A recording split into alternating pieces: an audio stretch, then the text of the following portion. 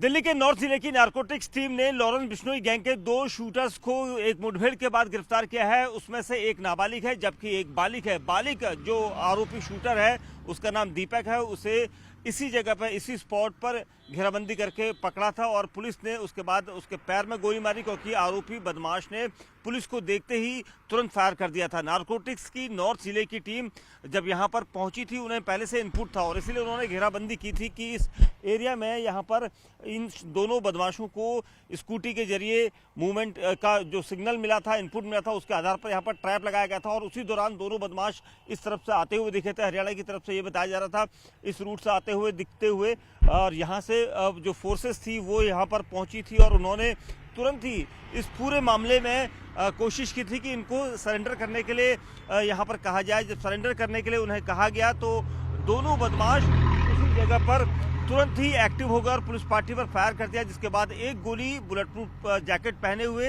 एक कांस्टेबल को लगी थी और उसके बाद वो मुश्किल बच पाया। जिसके बाद जवाबी कार्रवाई में पुलिस ने इस पूरे एरिया में यहाँ पर घेराबंदी तो पहले से ही की थी। उसके बाद पुलिस ने जवाबी कार्रवाई में बदमाश के पैर में गोली मारी। दीपक नाम का बदमाश उसमें घायल हुआ है। इन दोनों बदमाशों ने लॉरेंस बिश्नोई गैंग के नाम पर एक लंबी बड़ी वारदात जो दिल्ली में की थी वो सोमवार की रात को की थी। 2 जगह इलाकों में पहली वारदात की थी पश्चिम बिहार के एक जिम में, जहां पर इन्होंने ताबड़तोड़ फायरिंग करी थी और धमकाया था कि रंगदारी दी जाए। उसके बाद दूसरी फायरिंग उसी रात को तकरीबन कुछ ही घंटों में पूर्वी दिल्ली के विनोदनगर इलाके में की थी और वहां पर भी इस वारदात को अंजाम देकर ये फरार हो गए थे और अपनी पर्ची फेंक कर गए थे।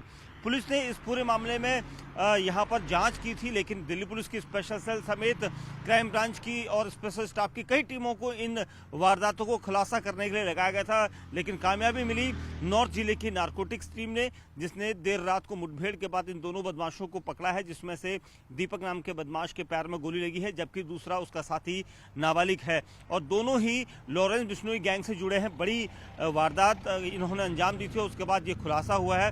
फिलहाल पुलिस इस पूरे मामले में इनसे पूछताछ करेगी, इन्हें ये खुलासा करेगी कि कैसे इन दोनों के जो संपर्क थे वो लॉरेंस बिश्नोई गैंग से जुड़े हुए थे, क्योंकि लॉरेंस बिश्नोई और अनमोल बिश्नोई इस वक्त जेल की सलाखों के पीछे हैं।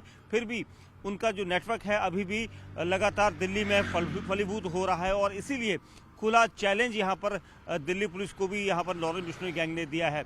फिलहाल इन दोनों से पूछताछ की जा रही है। कैमरामैन दिनेश नागर के साथ दीपक बिष्ट, न्यूज़ 18 इंडिया, दिल्ली।